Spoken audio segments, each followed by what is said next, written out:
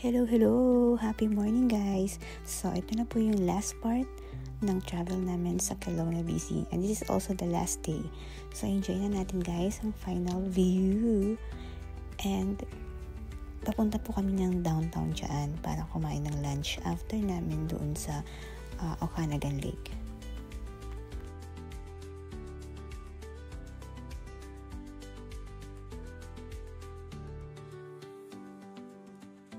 Okay guys, enjoy muna natin ang beautiful view as well.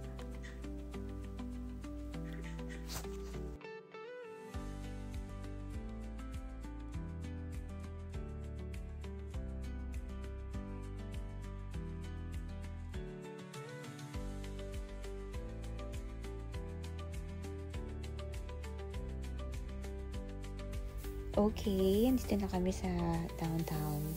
So, naghanap kami ng restaurants kung saan kami kakain. And we found out this Thailand restaurant called Bai Thong. Authentic siya guys. So, pag nagawi kayo here, alam niyo na yung kakainin niyo. Sobrang sarap niya. So, lahat ng mga famous Thailand foods in-order namin. Very affordable din siya guys. So, from Tom Yum, Pad Thai, mango sticky rice, and the famous milk tea ng Thailand we ordered as well. And of course, huwag niyo kakalimutan guys i-order ang papaya salad. Naku, super sarap. Okay guys, during that day, may event dito sa downtown. So, maraming stalls, maraming mga souvenirs or food stalls na pwede niyong mabili and makain at the same time. So, ayan. Ito yung vibes dito sa area na to. Ang ganda, ang cozy, at ang lamig.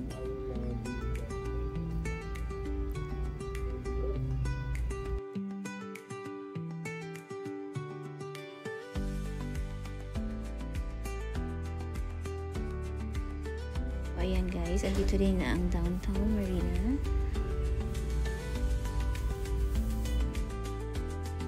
Dito nyo rin matatagpuan si Ogopogo. Si Ogopogo, sikat na lake monster na nakuha nila sa Okanagan Lake dito sa BC.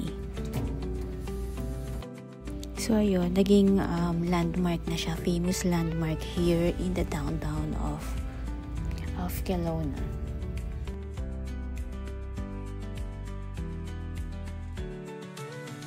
And this is our last day in BC, so we had a breakfast in one of the nicest coffee shop here. And right beside our hotel, there is a farm market. Tapos may mga fresh fruits din. At the same time, pwede kayong bumili guys. And then, meron ding live band dyan. So after visiting the farm market, we're now heading to Enchanted Forest. Isa rin to sa mga pinupuntahan guys.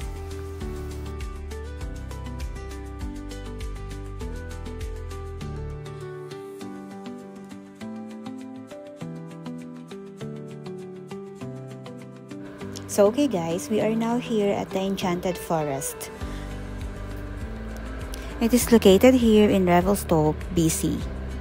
So this is open guys from Mondays to Sundays, 7 days a week, from 9 a.m. until 5 p.m. And for the price ticket ranges are, for the adult, it's like $16 per head.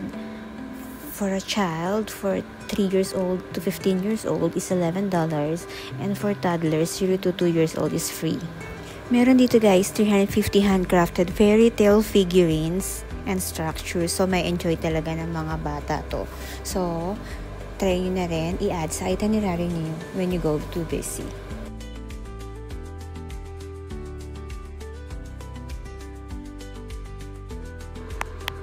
So we are now on the last part of our stopover.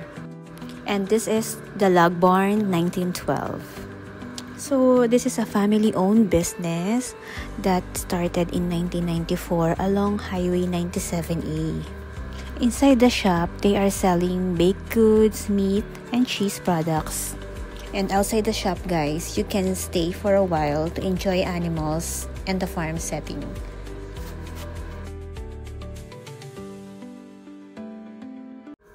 So ayan, nagstay kami ng mga 30 minutes to see the area, yung farm nila. So ayan, ganda guys. Try nyo na rin dumrap by here if you have time. So that's it guys. Diyan na nagtatapos ang aming Kelowna, BC road trip. Ang masasabi ko lang guys, worth the long drive talaga ang pagpunta dito.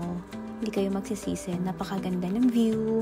At the same time, very nature. Yun lang guys. Thank you for watching. See you on my next road trip. Bye. Love, love.